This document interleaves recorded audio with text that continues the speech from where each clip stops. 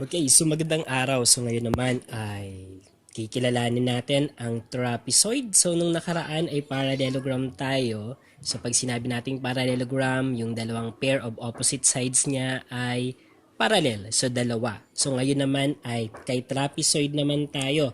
Ano ba ang kaibahan ni trapezoid kay parallelogram? So kay trapezoid, so this is a quadrilateral with exactly one pair. So ang uniqueness niya ay exactly one pair of parallel sides. So the opposite, one of the opposite sides ay parallel. Samantalang kay parallelogram, yung dalawang pares ng opposite sides ay parallel. Samantalang kay trapezoid, isa lang ang nire-require para ma-distinguish natin na siya ay isang trapezoid. So ngayon ay gagawa tayo ng trapezoid batay sa definition na nabasa natin. Ano po? So para ano natin ang understanding natin about trapezoid. Okay. So kailangan lang na may isa tayong parallel sides, isang pair lang ng parallel sides.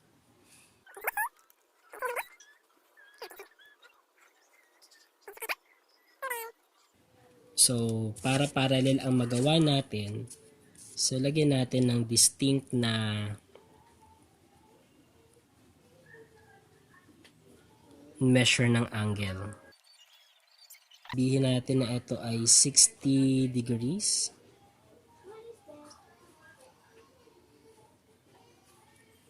Okay. So, dito ay 60 degrees. And then, dito naman ay 10, 20, 30, 40. 40 degrees naman. And kumuha ako ng lapis para malaman natin.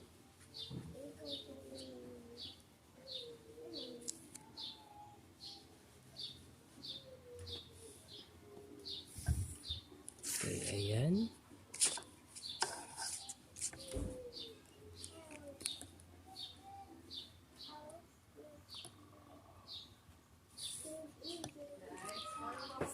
Ayan. And then,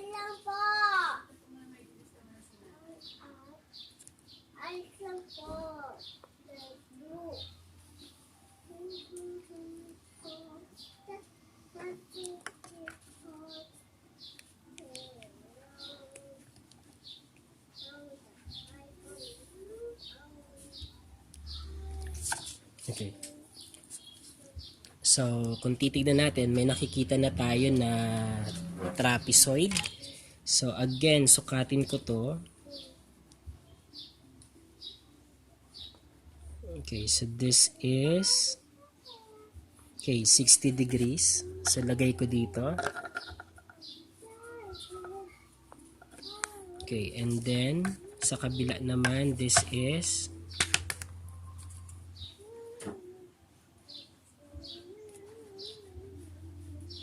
okay, so ito naman ay 10, 20, 30, 40. So ito naman ay 40 degrees. So para masabi natin na ito ay parallel doon, dapat ito ay 40 degrees din, ito dapat ay 60 degrees din. Ayan, so ito. So ito dapat ay 60, ito dapat ay 40. So tignan nga natin. Okay, siguro need nating i-continue. Or else, pwede naman na kung ito ay 60, kung ito ay 60, so dapat ito ay 120 dapat ito. Okay, so 120 dapat ito, and then ito naman dapat ay 140. Okay, so yan ang kailangan nating sukatin para masabi natin na ito saka ito ay parallel. Kasi masasabi nating parallel yan kung ito saka etong angle na to ay congruent, ito saka etong angle na to ay congruent. Kaso hindi na natin makukuha yan, so didiskartehan natin ito. So kung 60 to, ito dapat ay 180, so ang kulang para maging 180 ay 120, diba? So ito dapat angle na to ay 120. Ito naman, kung 40, ito dapat ay 40 kasi corresponding angle siya ng parallel lines cut by transversal. So kung ito ay 40, ilan ang kulang para maging 180 para maging supplementary? So we have 140. Ayan. So kapag inad natin to, so ito ay 180, ito din pag inad natin ay 180 din. Ayan.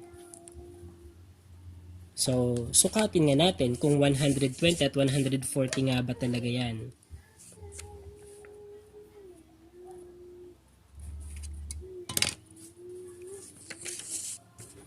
Okay.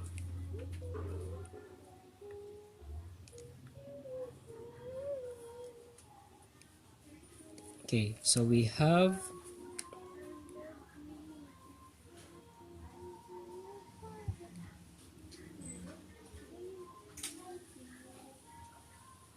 okay, so ayan.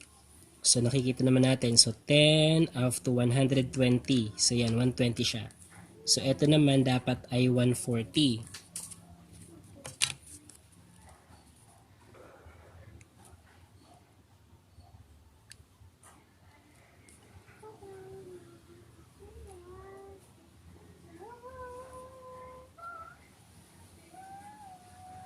Okay. So yan, nakikita naman natin. So 10, 20, 30 up to 140 tayo. Ayan. So ibig sabihin, ito ay may nagawa na tayong okay, may nagawa na tayong trapezoid. So ito ay hindi na kailangan, ito hindi kasama. So buburahin na natin to. So ito din ay hindi na din kasama. Okay. So ito ang ating unang trapezoid. Okay. Okay, so sa trapezoid ay may tinatawag tayong bases at may tinatawag din tayong non-parallel sides or legs. Ayan. So, paano ba natin malalaman ang bases ng isang trapezoid? So, pag sinabi natin bases, so ito yung parallel sides of the trapezoid. So, ibig sabihin, kung ito, so A, B, okay, C, D. So, ang basis natin dito ay ang side AB and side DC. So, yan ang ating basis. So, ito base. Ito ay base din. Kasi, etong dalawa ang parallel. Ano naman ang tawag dito sa non-parallel? So, yung dalawang non-parallel sides ay tinatawag namang legs. So, ito ay leg, ito ay another leg. So, ang legs naman natin dito ay ang side AD and side BC or CB. So, take note, ito pwedeng ma-interchange. Pwedeng BA, pwedeng CD, pwedeng CB, pwedeng DA. So, yan. Okay, so ayan. So yan ang basis natin. So base AB saka DC kasi yan yung parallel sides natin. Saka yung legs naman natin, ito saka ito. We have leg AD and leg BC. Yun naman yung mga non-parallel sides natin. So yan, non-parallel yan. Okay, next ay may tinatawag din tayong midjan. So paano ba natin makukuha ang midjan of the trapezoid or midline of the trapezoid? So etong midjan na to, makukuha natin to kapag kinuha natin ang midpoint ng ating non-parallel sides. So ito ang non-parallel sides natin or the legs. So kukunin natin ang kanyang midpoint. So ito kung ang sukat nito ay 4.5. Okay, so 4.5 no? So 4.5, so ibig sabihin 2 point. So 2 point. Okay, so dito dapat siya. Okay, 1, 2.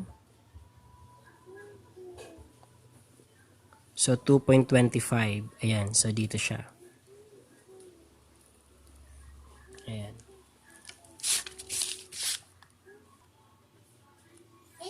Okay, so eto ay, so gawin natin itong, so 1, 2, 3, 4.4 centimeters. So dito, so 4.4 centimeters ang leg. Okay, kalahati niya ay 2.2. Okay, so 2.2. So ito ay 2.2 cm. Ito ay 2.2 cm din. Okay, so sa kabila naman, tignan natin.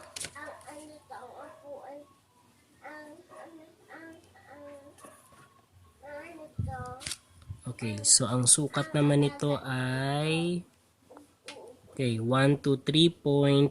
Okay, so 3.3.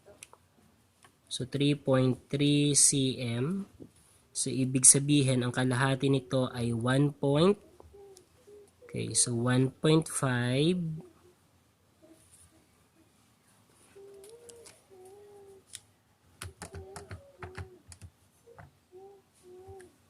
Okay, so 1.65. So 1. Okay, 65. So dito. Okay, so eto. So kung yan ay 3.3, so ang kalahati niya ay 1.65. So 1.65, ito naman ay 1.65 centimeters. Okay. And then, so connecting the two midpoints of the legs. Okay. So ito na ang tinatawag nating midjan or midline. Okay, so midjan of a trapezoid. So lagyan natin siya ng D. So ito naman ay E. Ito naman ay F. So ang midjan natin, midjan of trapezoid ay segment EF. Ayan. Okay, so next naman ay ang tinatawag nating altitude. So paano ba natin makukuha ang altitude? Okay, ang altitude ng isang trapezoid. So pag sinabi nating altitude, so kailangan na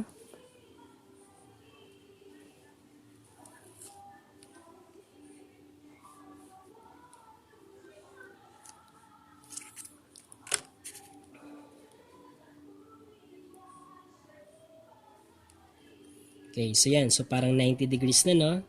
So maghahanap tayo ng perpendicular. Gagawa tayo ng perpendicular segment sa base ng ating trapezoid.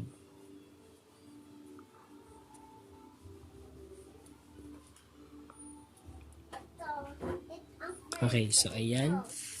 So gawa tayo dito ng tuldok muna. And then tuldok din dito. Ayan. And then connect natin.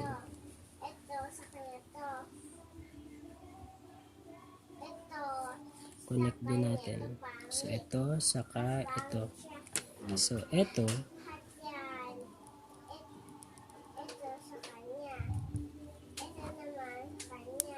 okay, so ito ay dapat 90 degrees para masabi nating perpendicular.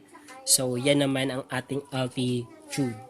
Okay, so yung altitude na yan, so since hindi natin ano sa bino, so lagyan natin ito ng another letter. So F, G, H. So pero pwede natin siyang ilagay dito na maitapat doon kay B. So we have altitude GH or HG. So pag sinukat natin yan, okay, sukatin natin kung gaano kahaba ang altitude ng ating trapezoid. Okay, so that is 2. Okay, kulang ng ano yun. So 2, 2.5, 6, 7, 8, 9. 2.9. So 2.9 ang taas naman ng ating trapezoid. Ayan. Okay, so sa first theorem on trapezoid, nakafocus ito sa midline or midjan ng trapezoid. So, sinasabi dito na the midline or median of a trapezoid is parallel to the bases. So, yung bases natin, ito yung parallel sides ng ating trapezoid. And its length is equal to half the sum of the lengths of the bases. So, ibig sabihin, ang haba ng midline or ng median of a trapezoid ay kalahati ng pinagsamang haba ng bases. Ayan.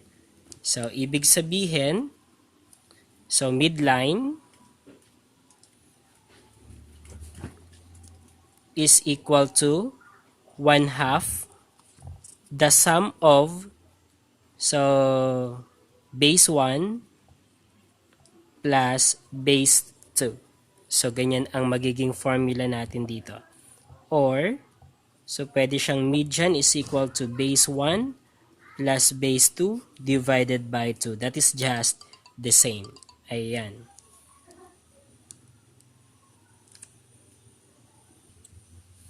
Okay, so balikan natin dito.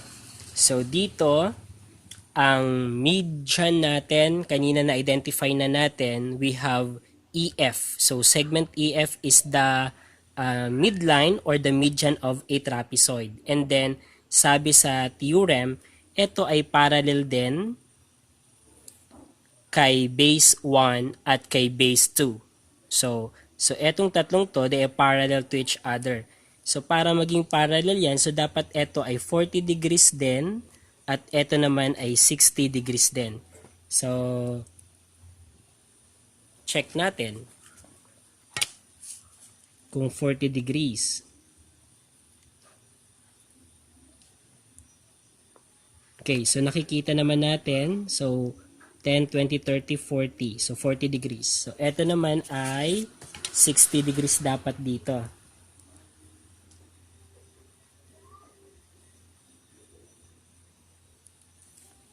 Okay, so 10, 20, 30, 40, 50, 60. Okay, so 60 degrees. So, tama naman.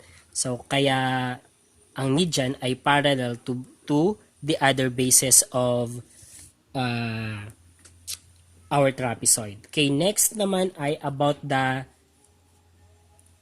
length of the median or midline of a trapezoid. So, sinasabi doon na ito ay kalahati ng pinagsamang haba ng base 1 at ng base 2. So, sukatin natin ngayon ang base 1 saka ang base 2 natin.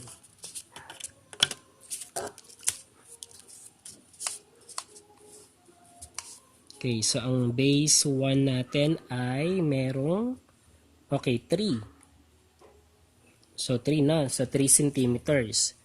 So, ito ay 3 centimeters. Okay, ang base 2 naman natin ay, okay, merong 8 centimeters. Okay, so, since nakuha natin yan, for us to determine the length of the median, so, median is equal to, so 3 centimeters plus 8 centimeters divided by 2. So 3 centimeters is the base 1, then 8 centimeters is the base 2, then get the sum, divide by 2. So 8, 9, 10, 11. 11 divided by 2, that is 5 point, okay, 5.5.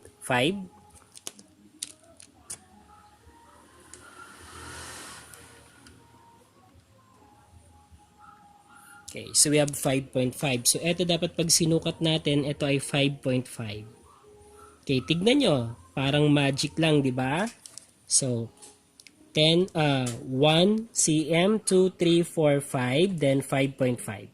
So, this is 5.5 cm. So, since kung titignan natin, nag-jibe yung illustration natin sa theorem, dito pa lang, makikita na natin or nawi-witness na natin na talagang tama ang theorem regarding sa median natin. So, take note that in the first theorem, yung midline or median of a trapezoid ay parallel sa dalawang bases. At pag sinabi nating bases, ito yung parallel side sa ating trapezoids. At ang haba ng ating midline or median of a trapezoid ay equal sa kalahati ng pinagsamang haba ng dalawang bases. Okay, so ang next theorem na ating tatalakayin regarding trapezoid ay ito. So the base angles of an isosceles trapezoid are congruent. So kanina ay general trapezoid ang ginawa natin. So eto, so general trapezoid to. Hindi ito isosceles trapezoid. Ano po? But ngayon ay isosceles trapezoid naman ang gagawin natin. So paano ba natin malalaman na ang trapezoid ay isang isosceles trapezoid? So para masabi natin na isosceles trapezoid dyan, the legs are congruent. So, ibig sabihin, sa trapezoid na to, dapat ang legs ay pareho ang haba. So, gawa tayo ngayon, i-challenge natin ang sarili natin na makagawa ng perfect isosceles trapezoid. So, gawa tayo ng isosceles trapezoid muna. Okay, so yan. And then, so ruler natin. Okay.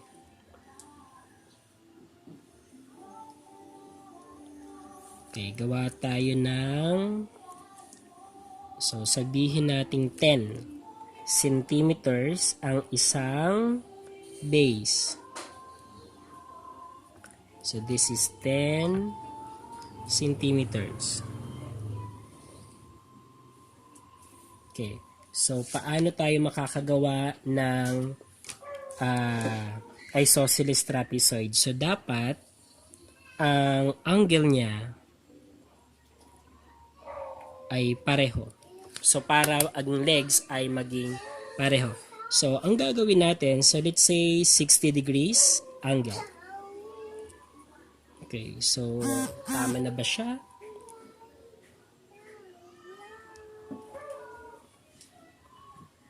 Okay, nasa... Okay, so 60 degrees. So, eto. So, dapat ay nandito or...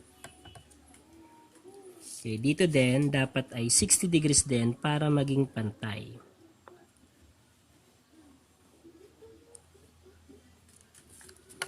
Okay, 10, 20, 30, 40, 50, 60.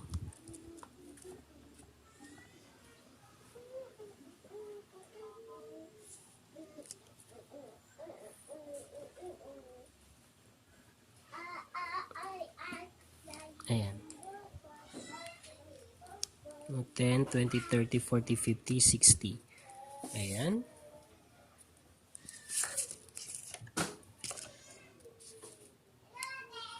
So, sulat muna tayo gamit muna tayo ng lapis.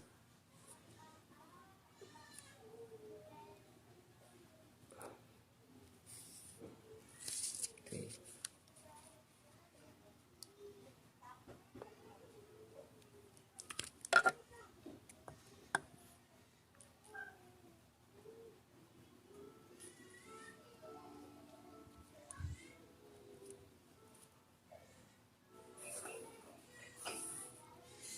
Ayan. And then, dapat ay pareho ang haba ng ating sides. So, ito ay 60 degrees. Ito ay 60 degrees batay dun sa ginawa natin.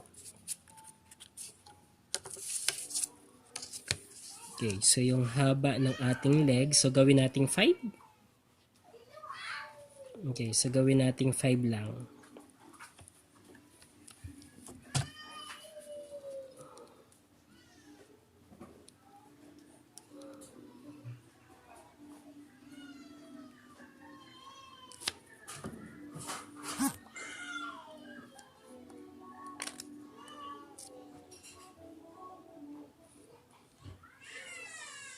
Okay, so hanggang dito lang dapat siya para 5. So this is 5 centimeters. Okay. And then, dito din dapat ay 5 centimeters din.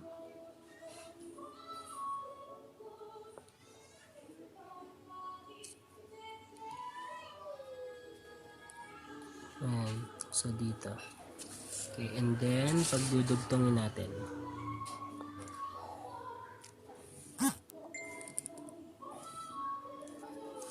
Okay.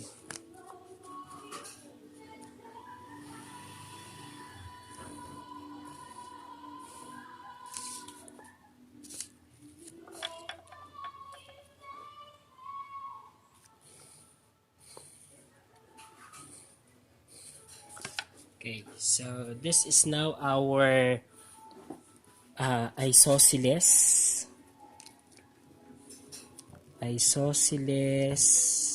trapezoid. Okay. So, eto hindi nakasama to. So, bura to. So, eto ay bura din. So, this is our isosceles trapezoid. And then, isosceles trapezoid siya kasi eto yung leg niya.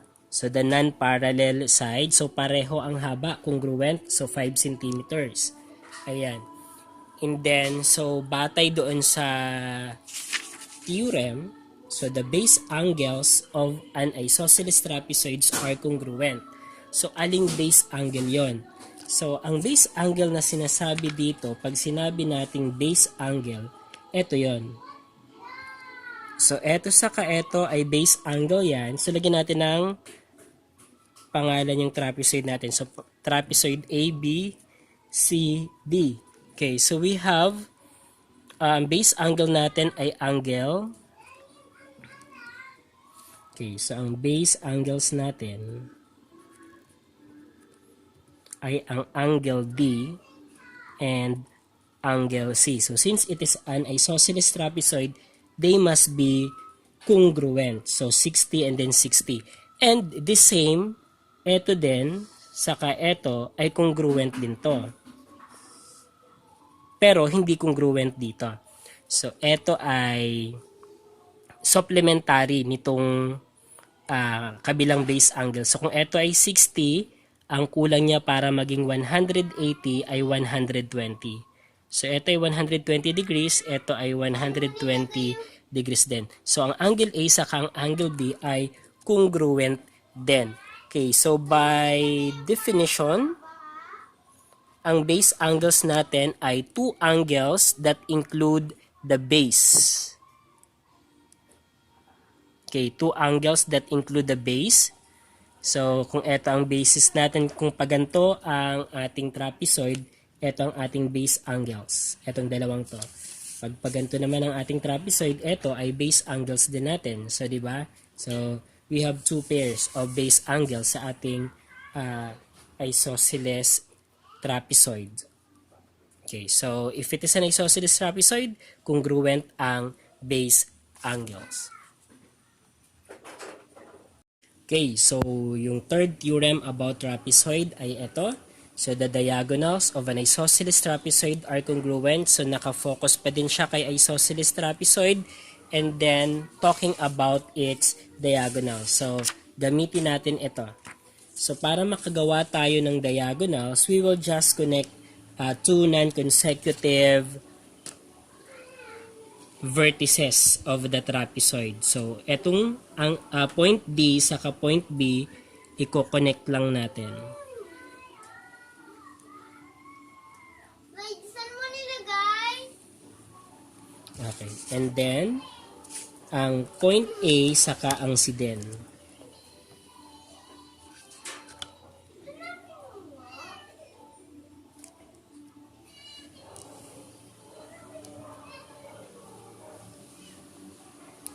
Okay.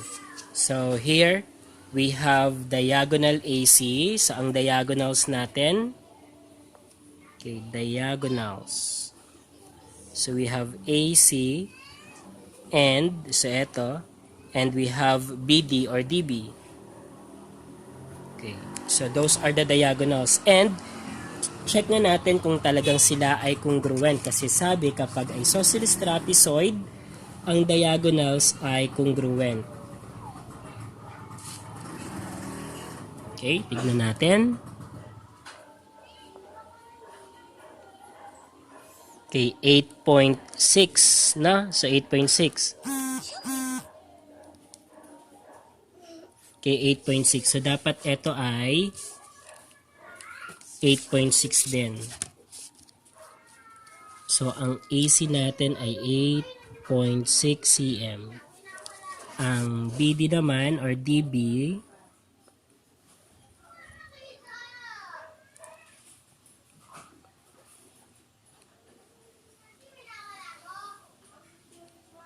okay, so yan. So nakikita nyo? So 10, 20, 1, 2, 3, 4, 5, 6, 7, 8, 8.5, 8.6. So pareho. So ito ay 8.6 centimeters din. So yan. So kung titignan natin ay naipakita natin sa pamamagitan ng pagdrawing ng eksaktong isosceles trapezoid na ang diagonals ng isosceles trapezoids ay talagang congruent. Okay, so at this point, let us answer this simple exercises. Okay, so we have there the given. So, ang base natin, we have bases, TS, and then base QR. Ayan. So, ito ay 12 cm, ito naman ay 9.9 cm. And then we have legs. So, ang legs natin ay we have leg QT and then leg RS. So, this is an isosceles trapezoid QRST. Okay. So, the first question is, so if TS is 12 centimeters and then QR is 9.9 centimeters, how long is the median? So, our median is median UV. So, how long is it? So, to find it, so we have UV is equal to, so we will get the sum of the length of the bases. So 12 plus 9.9, then divide it by 2. Okay, so that is equivalent to, so 12 plus 9.9, that is 21.9, then divide by 2. Okay, divide by 2, the answer is, so 10.95 centimeters. Ayan. So, ito ang haba ng ating median. So, lagay natin dito. So, 10.95 centimeters. So, that is the length of our median. So, ito. Okay, next.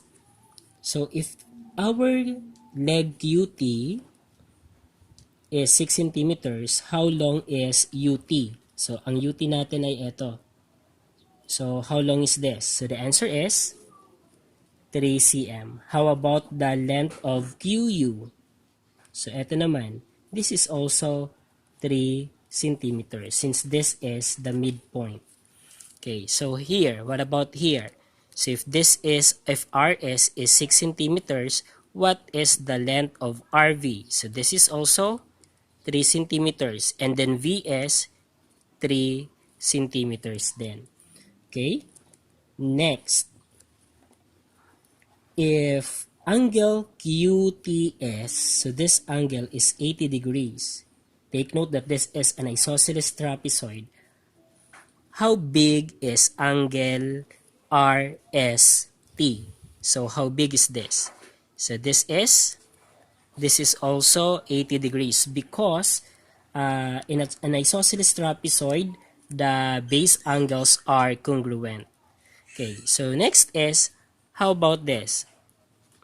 How big is angle SRQ? So this one. So this is 100 degrees. Why 100 degrees? Because this angle and this angle must be supplementary.